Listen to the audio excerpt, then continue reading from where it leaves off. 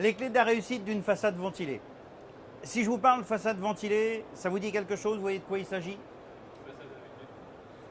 Alors, ça ne vous dit rien du tout. De quoi parle-t-on quand on parle de façade ventilée? Vêtage, ça vous parle? Vêture? Pas plus? Isolation thermique par l'extérieur, ça vous parle? Quand on parle de façade ventilée, on parle d'isolation thermique par l'extérieur.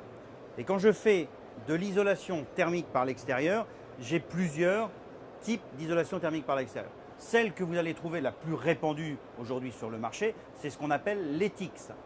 L'ETIX, c'est la solution d'isolation sous enduit. C'est-à-dire généralement un PSE, un polystyrène, sur lequel vous avez différentes trames de fibres que vous allez enduire. D'accord ? Aujourd'hui, c'est 80% du marché de l'ITE, en gros, que vous avez. Moi, quand je vous parle de façade ventilée, on va être sur une structure complète que l'on va venir accrocher sur la façade, d'accord, et qui va permettre d'avoir d'une part un isolant qui soit plus important et d'autre part qui permette la ventilation de ma façade. Parce que ça, c'est la notion du transfert de l'humidité intérieure vers l'extérieur et de ne pas la bloquer dans le mur. Donc la ventilation, ça sert à ça. D'accord ? Alors, quand je vous parlais de vêture, vêtage, quand on parle de façade ventilée en bardage rapporté, c'est généralement ça, bardage rapporté, on a un mur, on va mettre une équerre, une ossature qui va venir dessus, entre les deux on va mettre un isolant et dessus on va avoir un parement de finition, que ce soit des grands panneaux de façade, que ce soit des clins, que ce soit des ardoises, voilà, du zinc, ce que vous voulez. Ça c'est de la façade ventilée en bardage rapporté. Si je vous dis vêtage, j'ai un isolant qui vient sur mon mur directement, mais c'est un isolant rigide sur lequel je viens mettre directement mon tasseau qui va être fixé dans le mur. Ça veut dire que j'ai ma lame d'air, je crée une lame d'air entre mon isolant et mon parement de finition, d'accord? Mais du coup, je suis limité en épaisseur d'isolant, au même titre que l'ETIX que j'évoquais tout à l'heure, d'accord? La façade ventilée permet aujourd'hui, avec les équerres qui sont faites sur le marché, on va y revenir, d'avoir un isolant, enfin d'avoir des équerres qui vont jusqu'à 300 mm, c'est-à-dire de passer un isolant de 280 mm en façade extérieure. Donc on arrive à avoir des coefficients d'isolation qui sont intéressants. La vêture, donc troisième terme, la vêture c'est un parement de finition qui est collé directement en usine sur un isolant. Et c'est ce panneau complet, ce panneau sandwich en fait, que l'on va venir agrafer sur le mur. D'accord ? Et ça, c'est tenu généralement avec des rails métalliques horizontaux et on vient agrafer ça sur la façade. Là, on n'inclut pas de notion de lame d'air ventilée. Alors, il doit exister des systèmes en vêture qui permettent aussi la ventilation, mais généralement, il n'y a pas de système ventilé dans le cadre de la vêture. D'accord ? C'est juste pour planter le décor dans le cadre de l'ITE et de savoir de quoi nous allons parler. Là, je vais vous parler de la façade ventilée en bardage rapporté. On abordera, comme tout à l'heure, les documents de référence, les éléments constituant la façade ventilée, les étapes de mise en œuvre et les clés de la réussite. Pourquoi je parle de ça, les clés de la réussite? Parce qu'aujourd'hui, on est sur un marché du coup qui est en pleine explosion. Aujourd'hui, c'est 12 millions de mètres carrés à peu près qui sont faits en France en façade ventilée. Les prévisions à 2017, c'est d'arriver sur 22 millions. En sachant une chose, on est là, bien sûr, dans cette logique de rénovation des bâtiments. La façade ventilée me permet de donner un autre look extérieur avec des produits qui sont parfois nouveaux, hein, qui changent. Me permet aussi d'avoir une isolation thermique par l'extérieur, d'éviter les ruptures de pont thermique au niveau des planchers et puis surtout d'éviter de perdre de la surface en intérieur de mon bâtiment. C'est-à-dire que j'isole par l'extérieur, donc je fais une enveloppe globale de mon bâtiment. Ça me permet aussi de garder l'inertie des murs. Parce que du coup, je chauffe l'épaisseur de mon mur extérieur. Je n'ai pas de déperdition puisque c'est isolé vers l'extérieur. Je chauffe l'épaisseur de mon mur et du coup, il y a une inertie, c'est ce qu'on appelle l'inertie. Du coup, dès que j'arrête le chauffage, je ne suis pas avec une rupture totale de chauffage, mais j'ai mon mur qui me redonne l'énergie qu'elle a captée, l'inertie. D'accord ? Elle rayonne, voilà l'histoire de rayonnement. Et pourquoi je parlais des clés de la réussite? Parce que malheureusement, c'est un marché un peu, enfin pas nouveau, hein, le boom, le développement de la façade ventilée, c'est quand même après 73, hein, le choc de pétrolier, où on s'est dit, voilà, il va falloir isoler nos bâtiments. Donc, Les clés de la réussite, c'est qu'aujourd'hui, il n'existe pas de formation initiale de style CAP ou autre pour faire de la façade ventilée. C'est-à-dire que tout le monde se lance un peu sur ce marché-là. Et quand je suis un professionnel, du coup, je sais. Et si je sais, bah, je ne lis pas.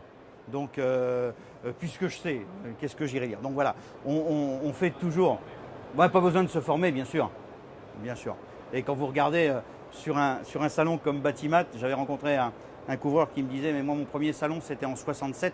Il dit, quand je reviens aujourd'hui à Batimat et que je vois tous les matériaux de couverture qu'il existe, il dit, comment peut-on demander à un de nos ouvriers, aussi bon soit-il, de savoir mettre en œuvre tous ces matériaux-là si on ne le forme pas régulièrement? Il dit, ça n'a pas de sens. Donc voilà, c'était la réflexion et c'est ce qui nous amène aujourd'hui. Comment? Il réfléchissait celui-là, ouais. Non, il est à la retraite maintenant. Mais il y en a d'autres, il y en a d'autres. Bien, deux références. La première, c'est se dire qu'il n'existe pas de DTU sur la façade ventilée. Il est en cours d'écriture, d'accord? Mais vous savez, on fait un DTU à partir du moment où il y a véritablement un constat de traditionnalité. Il y a une tradition, donc on est capable d'écrire un DTU, document technique unifié. Il existe un des cahiers du CSTB. Donc les cahiers du CSTB, ce sont des cahiers qui ont été édités par le CSTB. Le CSTB, ça vous parle? Centre scientifique et technique du bâtiment. Et ils ont édité deux cahiers qui, quand même, coordonnent un peu la mise en œuvre des ossatures. Parce que ce qui est important quand on fait de la façade ventilée, c'est l'ossature, puisque c'est elle qui va tenir mon parement de finition et qui va tenir l'ensemble du bardage. Il existe deux cahiers du CSTB, le 3316 qui prend l'ossature bois. Et là, je ne parle pas de la maison ossature bois, mais je parle de l'ossature bois qui tient mon parement de finition. Et le deuxième cahier du CSTB, c'est le 3194 qui prend en compte l'ossature métallique. Et quand on parle d'ossature métallique, il y a l'acier galvanisé et l'aluminium. Donc deux cahiers du CSTB bien distincts. Et tous les avis techniques que vous allez rencontrer sur le marché font la plupart du temps référence à ces cahiers du CSTB. D'accord ? Juste un petit focus sur les avis techniques et un petit rappel. Un avis technique, c'est une démarche du fabricant, d'accord, qui va aller au CSTB, qui va faire éprouver son système, d'accord, mais c'est un avis technique, c'est limité dans le temps. Hein, ça a 5 ans, généralement c'est 5 ans. Donc ça veut dire que les avis techniques changent.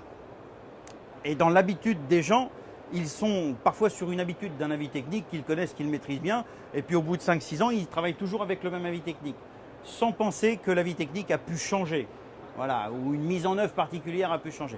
Donc c'est pour ça qu'il faut toujours se mettre au goût du jour sur ces avis techniques et penser que ça change en fonction du produit. C'est pour ça que j'en ai mis plusieurs, parce qu'il en existe plusieurs, rien que pour notre gamme de produits. Les principaux composants, quand on parle de façade ventilée, c'est j'ai mon mur support. Mon mur support, c'est lui qui va déterminer ce que je vais mettre dedans pour accrocher ma façade.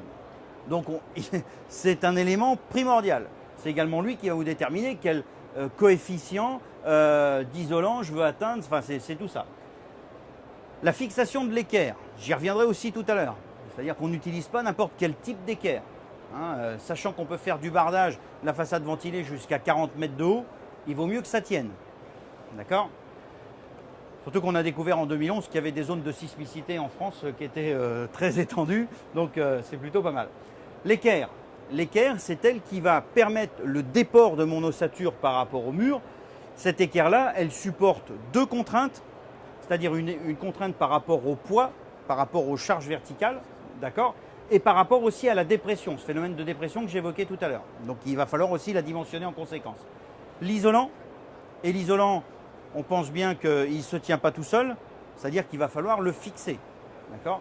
Petite chose aussi, certains ne plaquent pas forcément l'isolant ici. Ça veut dire qu'ils créent une lame d'air entre les deux qui annule totalement l'effet de l'isolant. Si vous créez une lame d'air derrière l'isolant, du coup, vous n'isolez plus rien du tout. Hein ? L'ossature, donc j'ai dit bois ou acier, on verra après les caractéristiques. Et puis le parement de finition qui lui est en grand panneau, enclin ou en petits éléments ou alors en métal, ce que vous voulez. D'accord ? Mais ça, le parement de finition, il est, en gros, c'est ce qui va donner le rendu de la façade. Les 4 étapes en ordre de marche, donc sur la mise en œuvre. En 1, j'ai bien sûr la mise en place de l'équerre. Mise en place de l'équerre qui est conditionnée aussi par mon calpinage. Parce que ce que j'appelle mon calpinage, c'est-à-dire le rendu que je veux de ma façade. Je veux des grands panneaux, je veux des petits panneaux, je veux qu'ils soient mis de façon verticale, de façon horizontale. Donc c'est le décor de ma façade. Donc ça génère aussi la mise en place de mon ossature. Ça veut dire que je dois savoir initialement quel va être le rendu de ma façade. En étape 2, je mets mon isolant. En étape 3, je mets mon ossature. Alors, je le refais. Si, du coup, je mets, parce qu'on serait tenté, c'est ce qui se passe souvent sur les chantiers, c'est une fois que j'ai mis mon équerre, je mets mon ossature, et puis après, je viens m'embêter à mettre l'isolant derrière. D'accord? Sauf que ça ne va pas du tout, parce qu'on crée des ouvertures béantes derrière les chevrons, et là, des ponts thermiques énormes. Donc, ça ne sert à rien de dépenser quelque chose qui n'aura aucune efficacité. Donc là, ça fait partie aussi de la culture un peu des gens qui sont sur le terrain, de leur dire attention, ne laissez pas 5 cm d'espace, vous annulez tout le travail que vous avez fait. D'accord ? En 3, donc mon ossature, et en 4, mon parement de finition. Donc ça, c'est l'ordre de marche de mise en œuvre de cette façade ventilée. Alors, une fixation de l'ossature adaptée bien sûr à la zone de vent. Quand on fait du bardage, on travaille avec les zones de vent. Il existe 4 zones de vent en France. La zone la plus exposée étant l'est de la Corse. Vous avez une 5e zone de vent pour les départements d'outre-mer, c'est les zones cycloniques, où là ça commence à être un peu plus... voilà, on a vraiment des adaptations au niveau de la mise en œuvre un peu particulières. Si, c'est un sacré marché en développement, les dom-toms. Voilà, donc les zones de vent, hein, on est toujours sur ce phénomène de dépression et on va travailler aussi en fonction de la nature du matériau de la façade à barder. On n'utilisera pas la même fixation lorsque je suis sur du béton, du parpaing ou de la brique. Ça veut dire que là, ici, je vais utiliser du goujon métallique pour tenir ma façade parce qu'il faut quand même que ça tienne. Ici, je vais pouvoir utiliser de la cheville soit métallique ou soit métalloplastique. Et dans ce domaine-là, on utilisera quasiment essentiellement du scellement chimique. Parce qu'ici, on a peu de tenue donc, au niveau de la résistance à l'arrachement. D'accord ? Donc c'est vraiment une adaptation de la cheville en fonction du support qui prend en compte aussi le poids de mon bardage. Une isolation bien posée et bien fixée, et on n'utilise pas n'importe quelle isolation.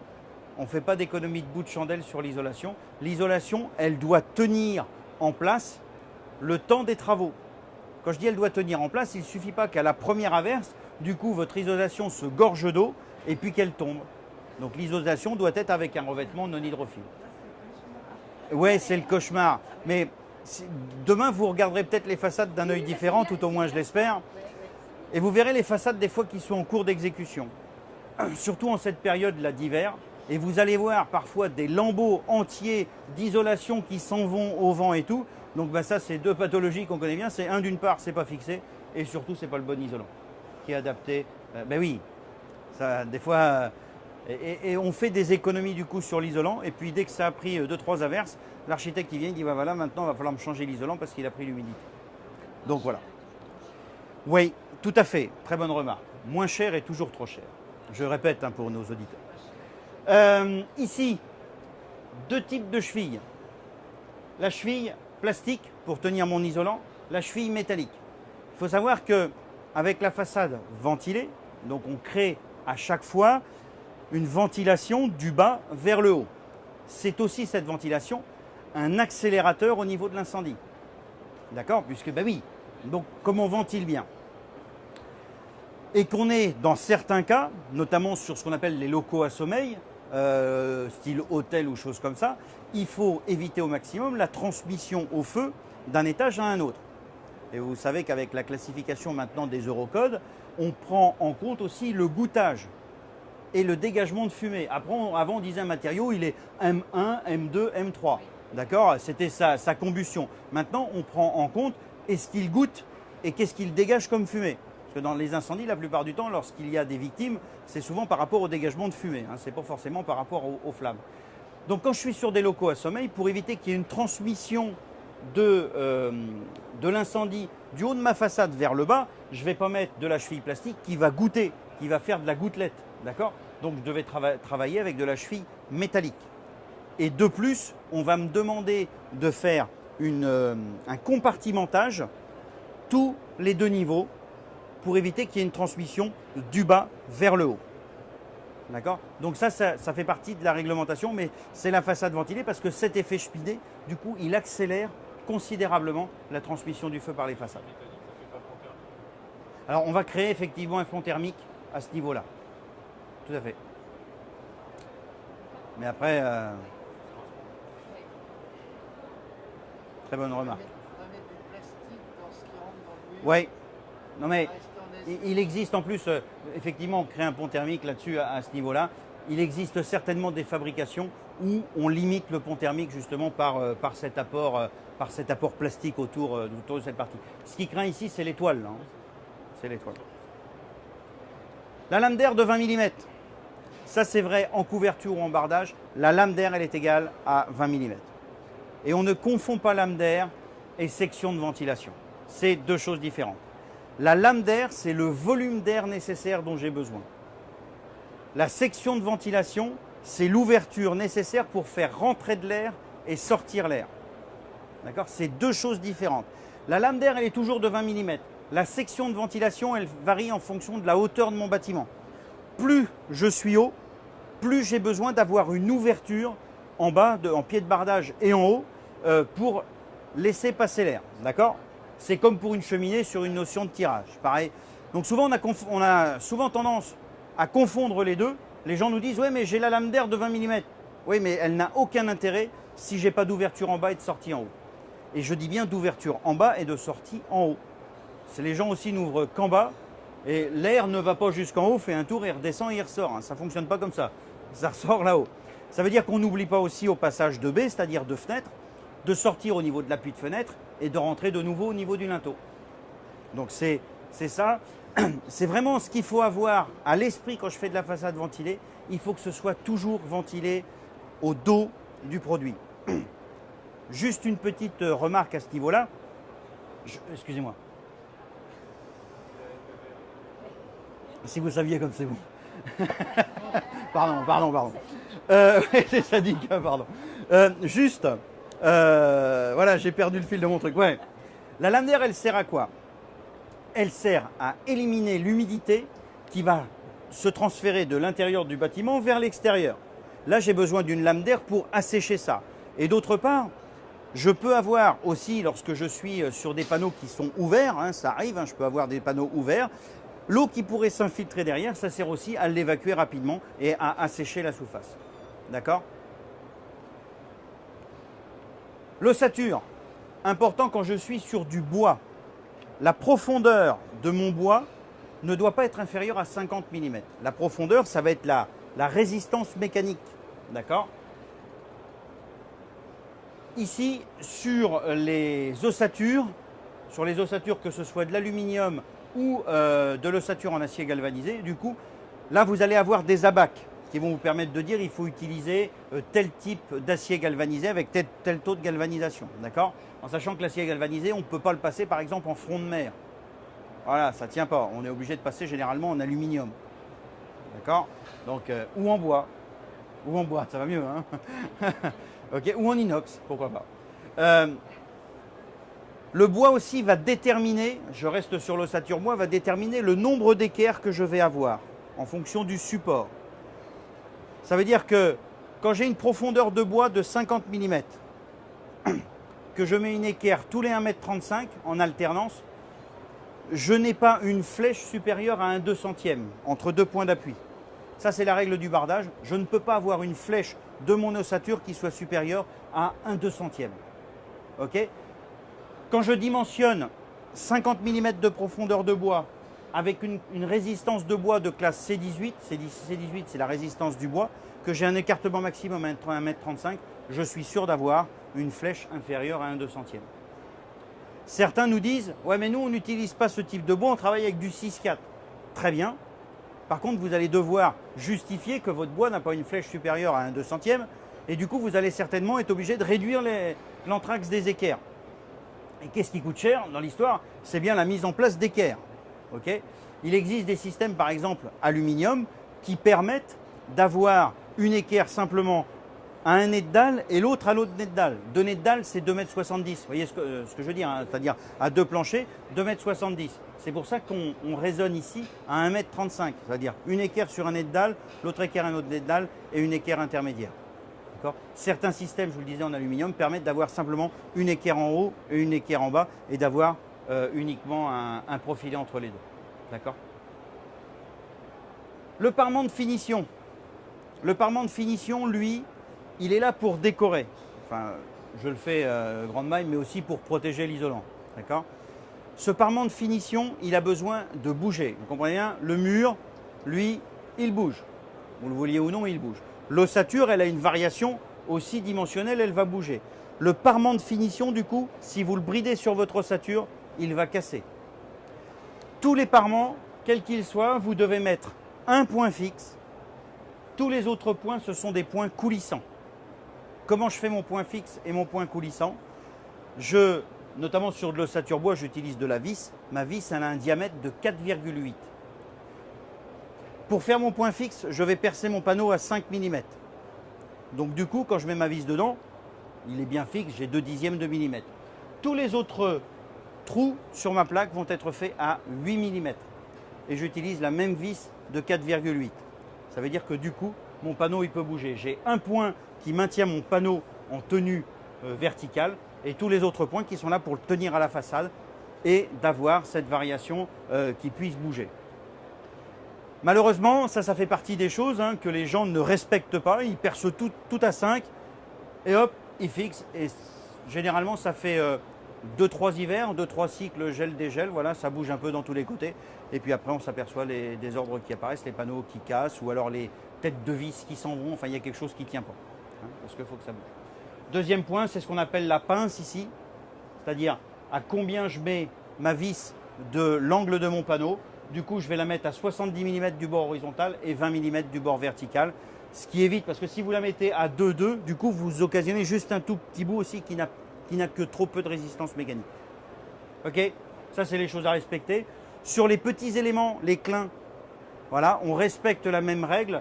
On va mettre ici, entre deux lames, un joint de 2 mm. Il faut savoir que, notamment le fibrociment, la variation dimensionnelle est constante par rapport à l'hygrométrie. Plus vous avez d'humidité, donc plus le fibrociment se gorge d'eau, et c'est sa caractéristique. Et du coup, vous avez une variation dimensionnelle. Si vous ne mettez pas de jeu, du coup, vous allez avoir l'extrémité des lames qui va venir comme ça. Donc ça fait partie des choses qu'il faut respecter. Et je pense qu'on est arrivé au bout. Vu la chaleur qu'il fait ici, j'en suis désolé. Mais vous avez certainement, bien sûr, des questions. En tant qu'expert, ça nous fait un souci énorme. Quelle chance on a, quand on voit une isolation par extérieur, de reconnaître la qualité de cette isolation, de savoir… Sur ce type de façade, oui, les problèmes arrivent assez rapidement quand même. Les pathologies arrivent assez rapidement. Ouais. Alors, ce que vous allez voir en premier, c'est effectivement le panneau qui ne réagit pas bien. Là, vous vous dites, vous voyez un panneau qui se délave, le machin, vous dites c'est pas bien ventilé derrière, il y a quelque chose. Le panneau, il ne doit pas réagir comme ça. C'est souvent un problème de ventilation au départ. Après, effectivement, quand on va avoir des panneaux qui cassent ou des choses comme ça, là, il peut y avoir une combinaison d'une mauvaise ventilation, plus justement ces points de dilatation qui ne sont pas respectés. Malheureusement, les pathologies qui sont dues à une mauvaise mise en œuvre de l'isolation, c'est plus difficilement, effectivement. Il faut retirer un panneau et regarder derrière. Mais vous savez, généralement, quand vous retirez, notamment si c'est de la vis, c'est très simple. Vous retirez un panneau, vous regardez comment c'est fait derrière, ça vous donne une bonne idée du reste du barrage.